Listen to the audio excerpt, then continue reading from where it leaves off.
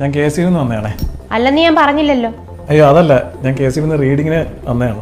അതിന്റെ കൂടെ നമ്മുടെ മഴയൊക്കെ ഇല്ലയോ, അപ്പോൾ ചെറിയൊരു ബോധവൽക്കരണം. അതിനിവിടെ ബോധം ഇല്ലാത്തവരെ താമസിക്കുന്ന അയൽക്കാരും എല്ലാവരും പറഞ്ഞോ? അയ്യോ മേഡം, ഞാൻ അങ്ങനെ പറഞ്ഞതല്ല. ഇപ്പം ബില്ല് വരുമ്പോൾ ഫ്രീക്വൻ്റ് ആയിട്ട് 3000 രൂപയ്ക്ക് മേളിൽ വരുന്നുണ്ട് ബില്ല്. അപ്പോൾ കുറച്ചൊന്ന് സേവ് ചെയ്ത് കഴിഞ്ഞാൽ അത് നല്ലതായിരിക്കും. അല്ല, കറണ്ട് സേവ് ചെയ്ത് കഴിഞ്ഞാൽ ഞങ്ങൾക്ക് കറണ്ടിന് ഫിക്സഡ് ഡെപ്പോസിറ്റ് കിട്ടുമോ? അങ്ങനെയൊന്നും കിട്ടത്തില്ല. അത് പോട്ടെ, കറണ്ട് ഉപയോഗിക്കാതെ ഞങ്ങൾ സേവ് ചെയ്തു എന്ന് വെച്ചോ, എന്താ കറണ്ട് പോകുമ്പോൾ കുറച്ച് കറണ്ട് ഞങ്ങൾക്ക് എടുത്ത് ബാക്കി ഉപയോഗിക്കാൻ പറ്റുമോ? അയ്യോ മേഡത്തിന് ഞാൻ പറഞ്ഞ അങ്ങോട്ട് മനസ്സിലായിട്ടില്ല. അതായത് നമ്മുടെ ഈ വീട്ടിലെ AC, വാഷിംഗ് മെഷീൻ, മിക്സി, അങ്ങനെ കുറച്ച് സാധനങ്ങളുണ്ടല്ലോ, അതിൻ്റെയൊക്കെ ഉപയോഗം കുറച്ച് നാളത്തേക്ക് കുറയ്ക്കാം.